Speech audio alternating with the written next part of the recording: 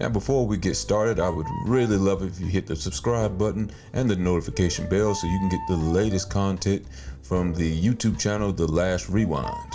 And don't be shy about leaving your comments at the bottom of the page because you are the sole reason why this channel will be successful. Thank you.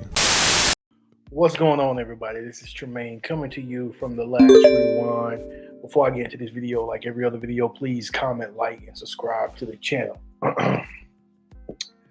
So this video, forgive me, guys, I'm a little overdressed. I doing this immediately after work, tied, dress up shirt.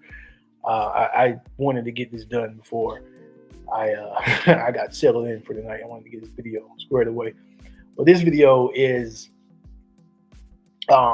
relating to the Caitlyn Clark, Kenny Carter situation, the WNBA, as well as overall, just, where that product is. So I want to start this by saying I am a huge fan of the WNBA. Huge fan. I've been a fan, and I'm happy that the WNBA now is getting a light shine on the company that it's been deserving of. Now, some would argue that the reason that that light is being shined so right now is because of Caitlyn Clark, maybe even Angel Reese as well. These two women are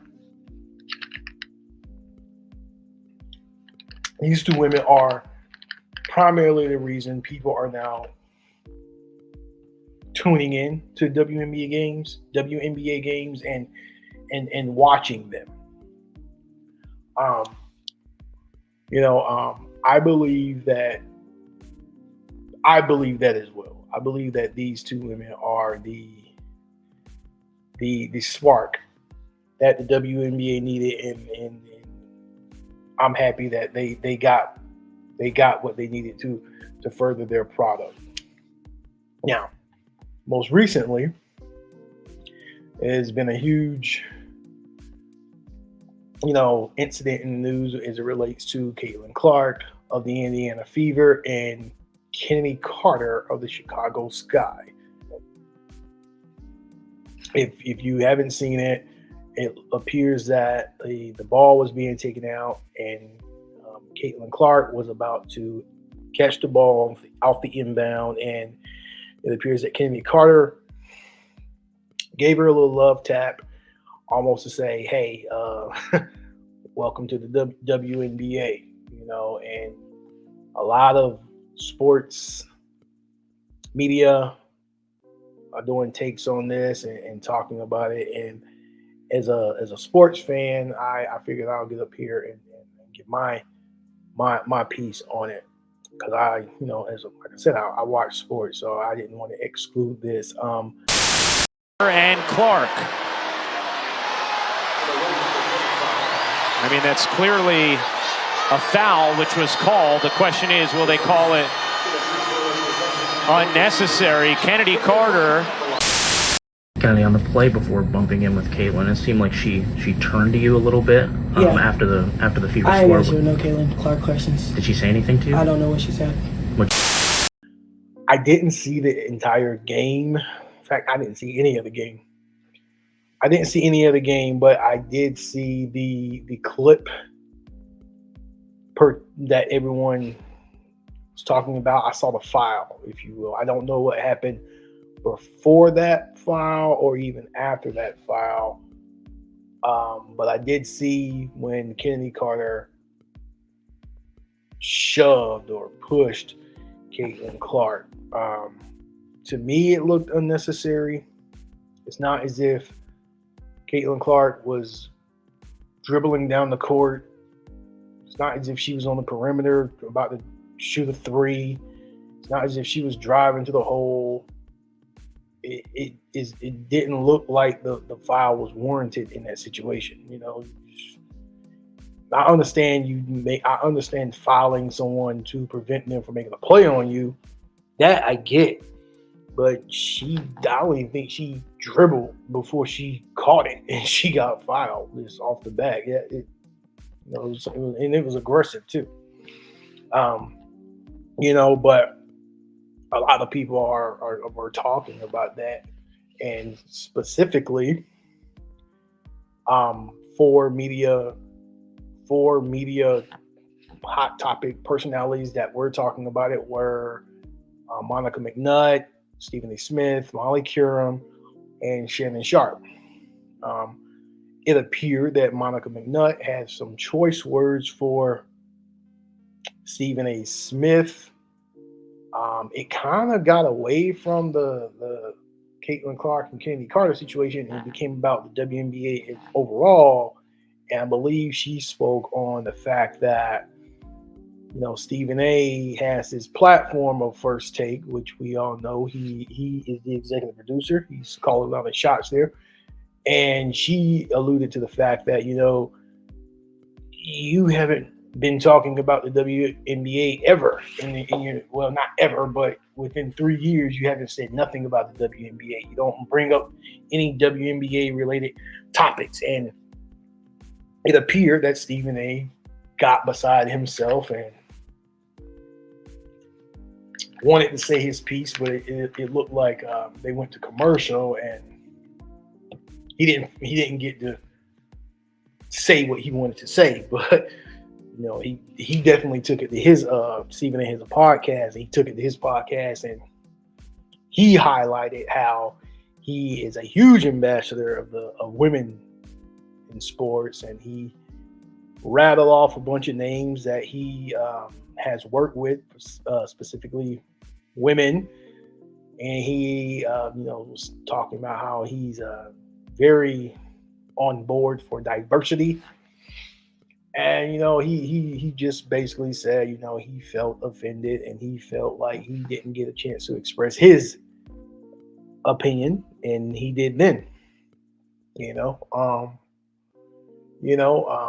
I have been watching First Take for a long time, and I have heard a few WNBA topics, but not many. For the most part, First Take surrounds itself. Their content is Lakers, LeBron, and the Cowboys. When football season starts, it's Cowboys. When it's basketball, it's Lakers and LeBron. And they have little segments in between, but it's that's what it is for the most part. But she said, you've had this platform for X amount of years and you haven't spoke on WNBA once, but almost, like I said, alluding to the fact that they weren't getting any shine before this season. Let's break that down. Let's break it down. Was anybody talking about the WNBA as much as they are prior to this season? I mean, it's always been a good product, but with Caitlyn Clark and Angel Reese, it's becoming a marketable product now. Something can be good, but something can be very good, but still lack marketing and still lack money. If you cook something in your kitchen, everyone in your kitchen is going to know this tastes really good, but is it making money? No, because it's not marketed. And that was the WNBA for up until this season. It was a good product, but not many people had their eyes on it. And now Caitlyn Clark and Angel Reese are the marketing machine behind. That's the marketing juggernaut behind the WNBA right now. Especially because we all know their history. We all remember the game when they were both in college, and they did one of them did the little Tony Ayo John Cena wave, and a rivalry was started from there. And I believe some of the media are calling it a reminiscent of a Larry Bird Magic rivalry. I mean, okay. But the thing is, us as sportsmen, us as people who like to be entertained, we love that because along with the athleticism and what they can do on the court, now we have a story. Now we have some drama behind it, you know. And Caitlyn Clark, she was. I'm reading my notes. She was the number 1 overall pick. Putting up about 15 points, 5 rebounds a game. She's a great player, but she has a target on her back right now because that target is from other women in the WNBA as well as sports media.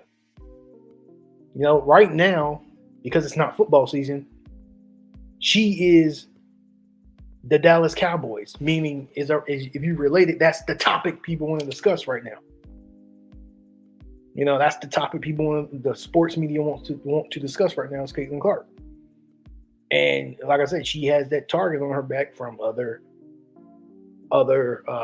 women in the league. Teams probably like, oh, we want to beat the team she plays for because she plays for them. And things of that nature. And then, you know, we got Angel Reese, who's phenomenal in herself. You know, she plays for the Sky, forward for the Sky. She's putting up about 10 points, 8 rebounds. Keep in mind, this is their rookie season, so there's only growth. You know, a lot of some fellas I know, they're talking about how, you know, Caitlyn isn't as good. She's a rookie. She's marketable right now. Right now for her, it's probably important to be good and win basketball games. But for the business of the WNBA, it's just important that she's out there and on TV. And any news surrounding her right now is going to perk up ears and get people talking. Whether she gets a hard foul, whether she commits a hard foul, she takes a hard foul, she wins the game, she loses the game. Any news is about her right now is going to get people talking, and you know it's gonna be what people want to hear. And you know, and Kennedy Carter, I knew of her prior to this incident. I did. You know, she was the 4th pick out of Texas A&M. She's no scrub herself. She can play. She can play herself, but you know, she's probably one of those women who were like, you know, I don't care who you are, Caitlyn. You gonna take this foul and keep it moving. As I stated earlier in the video, I do think it was unnecessary. Some may call it a cheap shot, but I guess that's basketball. You know, some are saying that Angel Reese and some are saying Angel Reese and Caitlyn Clark are getting the shine that ex WNBA players, legends, should have been getting, such as, you know, Cheryl Swoop, Lisa Leslie, Rebecca Lobo, Candace Parker. These are all great women athletes. They could play women athletes. I don't even want to say women. These are great athletes, and they could play the game. And they were not scrubs, but I believe they came along in a time when the league just wasn't as trying to market them as much as they are doing Caitlyn Clark. You know, she's the one right now who is getting people to watch the game. She's the one right now. I'm trying to fix my time. She's the one right now getting people to watch the games. She's the one right now everyone want to see. There's nothing wrong with that. It's just that I think some people have a problem with her being the one. The other issue on this was Pat McAfee. I don't know if you know who Pat McAfee is, but he was a field goal kicker or punter in the NFL back in the day. Now, most recently, he has a sports talk show, and he also works for the WWE. He's a commentator, I believe, on Friday Night SmackDown. Could be wrong, but recently he said, something alluding to something along the lines. I'm paraphrasing. I am not quoting because I don't have exactly what he said. It was along the lines of, most are having an issue with Caitlyn Clark because she is a white woman and she's busting people's asses. Now, if you put that into context, the WNBA is predominantly made up of black women. Caitlyn Clark is a white woman, and from the eye test, it looks like she's playing better than most of these black women. Now, Pat McAfee did not say the word woman. He used the B word to describe her, but it was a compliment, but he did use the B word to describe her. He has since apologizing for using that term, but he stood 10 toes down on the message. But he did apologize for using the B word. But I would like the media people that continue to say, this rookie class. Nah, just call it for what it is. There's one white for the Indiana team who is a superstar. And like I said,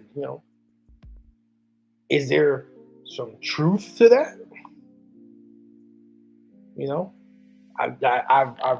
I've read, I believe it was Kennedy Carter, after the incident, she said she's only has a 3-point shot, but okay. I mean, most top tier athletes are known for something specifically in their game. Curry known for a 3. LeBron's known for that chase down block. Jordan was known for dunking. Later became known for that fadeaway. Tom Brady is known for his clutchness and his passing, but you never see Tom Brady run that much. So if you are, it's my opinion, I could be wrong. If you are a great athlete, you have something specifically that you hone in on and make it yours, and you make that great. And maybe that's Caitlyn Clark. She's a good 3-point shooter, and she's aware of that, so she's honing in on that.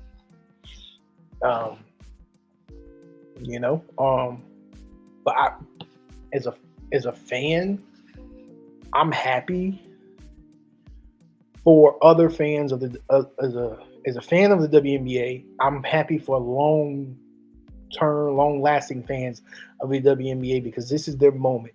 This is what they've probably been waiting for. This is their time to shine. This is their time to have their conversations as to who's their GOATs. It's their time to see more games on TV. It's their time to go to more games because it's more marketable now. This is their time to buy their jerseys and support their team. Like I said, my little sister is a huge WNBA fan, and